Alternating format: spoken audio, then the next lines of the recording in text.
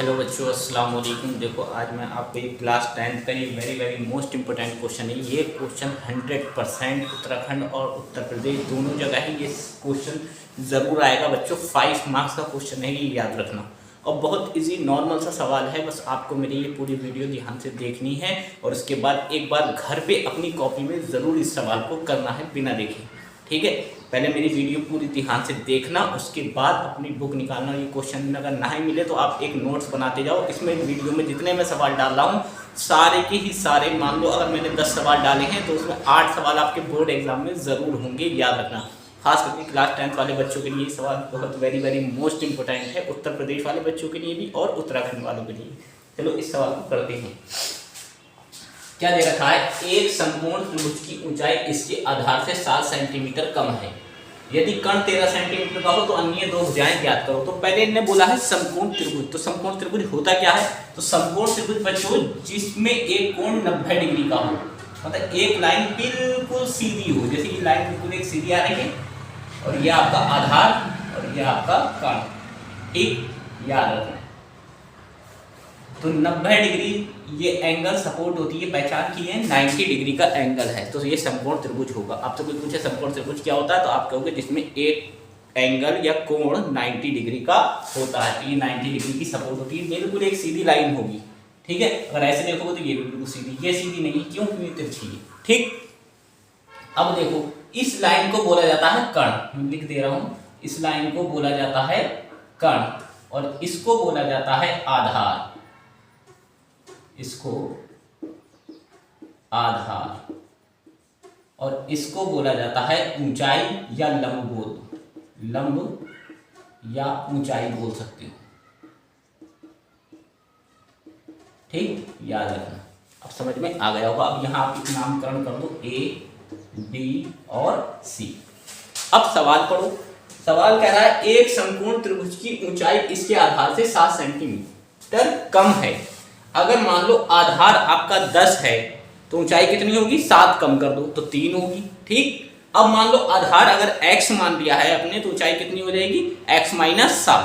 तो हम मान लेते हैं, माना, सॉल्व करेंगे यहां से, सॉल्व, माना आधार बराबर x सेंटीमीटर। आधार जो है हमने क्या माना? माना आधार बराबर x सेंटीमीटर और तब ऊंचाई क्या हो जाएगी? ऊंचाई क्या होगी बच्चों? ऊंचाई आपकी हो जाएगी, इसने बोला है कि त्रिभुज की ऊंचाई इसके आधार से 7 कम है। 7 कम है, आधार से 7 कम है, तो आधार है कितना? x, तो x में से 7 कम कर दो तो x माइनस 7 सेंटीमीटर। ठीक, और कह रहा है यदि कर्ण 13 सेंटीमीटर, तो यहां लिख दो कर्ण बराबर 13 सेंटीमीटर। तो आप समझ जाओ कि ये आधार की बात कर रहा है, तो आधार ये आपका क्या हो गया? x हो गया और ऊंचाई आपकी ये वाली x माइनस 7 हो गई सेंटीमीटर, यहाँ भी सेंटीमीटर, और कर्ण आपका 13 सेंटीमीटर हो गया। ठीक, अब आपने एक प्रमेय पढ़ी होगी, पाइथागोरस प्रमेय। ठीक है, वो क्या होता है? लंब का वर्ग, क्या लिखेंगे? लंब का वर्ग, ये याद रखना, प्लस आधार का वर्ग और बराबर कर्ण का वर्ग। और ये प्रमेय मैंने आपको सॉल्व भी करा रखी है, शायद ये प्रमेय भी आ सकती है, मगर फिलहाल आप पहले इसको देखो। अगर वो याद नहीं आता सॉल्व करना इसे, तो आप ये खाली सूत्र याद कर लो, लंब का वर्ग प्लस आधार का वर्ग बराबर कर्ण का वर्ग। और कभी कभी ऐसा भी होता है कर्ण पहले लिखा होता है, ये दोनों चीजें बाद में।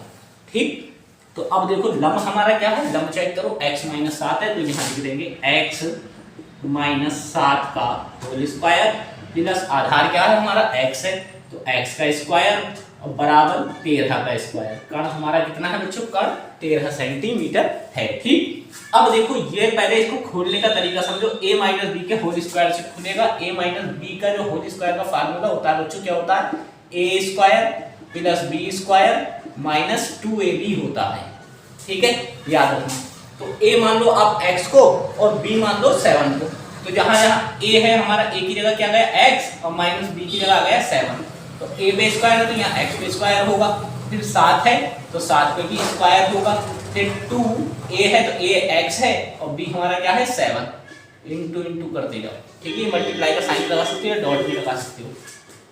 अब देखो एक्स स्क्वायर, तो 7 का स्क्वायर कितना हो गया 49, फिर ये कितना हो जाएगा 2 सत्ते 14 एक्स, ठीक। अगर हम x माइनस 7 के होल स्क्वायर को अगर हम खोलेंगे तो ये वैल्यू निकल के आएगी। तो देखो x का वर्ग कर दो, ठीक, ये माइनस है तो यहाँ प्लस कर दो। 7 का वर्ग कितना होगा बच्चों 49, डायरेक्ट भी कर सकते हो, मतलब इसका भी वर्ग, फिर यहाँ माइनस हो तो यहाँ आपको प्लस लगाना है और 7 का वर्ग कर देना 49, फिर माइनस आना है, प्लस फिर माइनस, ऐसे समझ लो प्लस माइनस। अब पहले इन दोनों को मिक्स कर दो, x और 7 को हमने मिलाया कितने हो गए 7x, और उसको डबल लिखते हैं 14x, ऐसे भी कर सकते हो। या आपको ये तरीका भी मैंने आपको बता रखा है, ये समझ में ये करो, ये मैंने आपको बताया, ये करो तो ये भी कर सकते हो। क्या है कि x का वर्ग करना है प्लस करके, फिर 7 का वर्ग करना है, फिर इन दोनों को इकट्ठा करके लिखना 7x, मतलब 7x नहीं लिखना, उसका डबल लिखना है आपको। तो 14x हो गया प्लस x स्क्वायर बराबर 13 का वर्ग बच्चों 169 होता है। 13 का स्क्वायर अगर आप निकालोगे मतलब 13 इंटू 13 करोगे तो कितना आएगा 169, ठीक। देखो क्या करो, लास्ट वाले की मल्टीप्लाई करो, 3 3 9, फिर इन दोनों को ऐड कर दो, इसकी मल्टीप्लाई और इन दोनों को ऐड, 3 और 3 6 और 1 ही कम 1, ऐसे भी कर सकते हो, या डायरेक्ट आप मल्टीप्लाई करके गुणा भी कर दो, ठीक। अब देखो ये x स्क्वायर है, ये भी x स्क्वायर है, तो ये दोनों एक जात के हो गए, तो इन दोनों को आप जोड़ दोगे तो कितना हो जाएगा 2x स्क्वायर, फिर ये माइनस का 14x ऐसे ही रहेगा, फिर प्लस 49 और ये 169 इधर लाओगे काय का हो जाएगा माइनस का, और बराबर क्या रह जाएगा 0। अब 2x square minus 14x plus 49 में से 169 माइनस करोगे तो कितने बचेंगे बच्चों माइनस के 120। क्यों? क्योंकि हम कम में से ज्यादा को घटा रहे हैं तो निशान माइनस का आएगा, तो यहाँ प्लस ना आके क्या आएगा माइनस आएगा। 49 में से 169 घटाया तो 120 बराबर 0, ठीक। अब ये देखो इसमें ये 2 है, 2 इन सबको काट देगा, कैंसिल कर सकता है या नहीं, तो देखो 2 अपने आप को कैंसिल कर देगा, 2 से 2 एक बार कट जाएगा, फिर 2 से ये 7 बार कटेगा और 2 से ये 60 बार, तो 2 कॉमन ले लो आप। 2 जब कॉमन लिया तो यहाँ रह गया x स्क्वायर, अब ये 2 ने 2 को काट दिया, अब 2 से कितनी बार काटेगा 7 बार, 7x और माइनस 60 बराबर 0। ये आपका द्विघात समीकरण तैयार हो गया, ठीक। ये आपका द्विघात समीकरण निकल आया। अब यहाँ से क्या करना है, यहाँ से बच्चों को बहुत प्रॉब्लम आती है यहाँ तक पहुँचने के बाद। अब देखो शुरू वाले की आखिर वाले से हमें मल्टीप्लाई करनी पड़ती है, याद रखना। शुरू में यहाँ कुछ है नहीं तो 1 होगा, वहाँ जहाँ कुछ ना हो वहाँ क्या होगा 1 होगा, और लास्ट में क्या है 60। तो जब हम 60 की 1 से मल्टीप्लाई करेंगे तो क्या वैल्यू आएगी बच्चों, यही कर दे रहा हूँ 60 आएगी, ठीक। अब 60 के ऐसे टुकड़े करो और घटा के मिलेंगे, ये लास्ट वाला नंबर देखना, अगर यहाँ माइनस है जो हमें 2 फैक्टर मिलेंगे, टुकड़े मिलेंगे, वो घटाने के बाद मिलेंगे। अगर यहाँ माइनस हुआ तो, और यहाँ प्लस हुआ तो जोड़ के मिलेंगे। तो अब कैसे मिलेंगे घटा करके, ठीक। क्यों? क्योंकि यहाँ माइनस है। अब 60 के ऐसे टुकड़े करो कि 7 मिलना चाहिए, कि 2 नंबर ऐसे ढूंढो कि हम गुणा करें तो 60 आए और माइनस करें उन नंबरों का तो 7 आना चाहिए। तो 12 पंजे 60, कितने 12 पंजे 60, तो 12 माइनस 5 करेंगे तो 7 भी आ रहा है। देखो 12 में से 5 घटाएंगे तो 7 भी आ रहा है, और 12 5 की गुणा कर रहे हैं तो 60 भी आ रहा है। मतलब 12 में से 5 गए तो 7 मतलब 7, और 12 की 5 से मल्टीप्लाई कर रहे हैं तो 60 भी आ रहा है। तो इसका मतलब ये है, इसको तो ऐसे ही लिखो x स्क्वायर माइनस x ऐसे लिखा जाएगा। अब ये 7 नहीं लिखना है, तो 7 की जगह ये फैक्टर लिखना है जो आपको मिले हैं, 12 माइनस 5, फिर माइनस 60 बराबर 0। अब यहाँ लिखेंगे x स्क्वायर, ये माइनस अंदर जाएगा तो क्या हो जाएगा माइनस 12x, फिर माइनस माइनस प्लस 5x, फिर माइनस 60 बराबर 0। तो एक फैक्टर तो ये हुआ और एक फैक्टर ये हो गया। मतलब ये x जो है माइनस का इससे भी मल्टीप्लाई करेगा और इससे भी करेगा, दोनों से मल्टीप्लाई करेगा, याद रखना।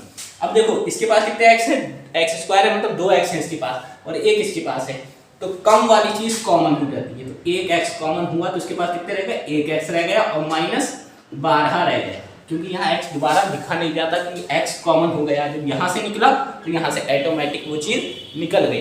अब यहाँ क्या कॉमन है, तो यहाँ शुरू में जो नंबर होगा बच्चों को देखना कि इसको कैंसिल कर रहा है या नहीं कर रहा है। अगर ये नंबर इसको कैंसिल कर रहा है तो कॉमन हो जाएगा, और वही नंबर आना चाहिए जो ये ब्रैकेट आया वो यहाँ बनना चाहिए। देखो अगर मैं 5 कॉमन लेता हूँ तो यहाँ क्या रह गया x माइनस, अब 60 को 5 से डिवाइड करेंगे, 60 को 5 से कैंसिल करेंगे तो 12 का कैंसिल हो जाएगा, तो यहाँ क्या लिखेंगे 12 बराबर 0 हो जाएगा। ठीक, अब देखो इन दोनों में से क्या कॉमन है, सेम एक जैसे नंबर क्या दिखाएंगे, x माइनस 12 तो दिख रहा, पहले इसको ले लो आप x माइनस 12, अब ये बाहर वाला ये और ये ब्रैकेट में x प्लस 5 बराबर 0।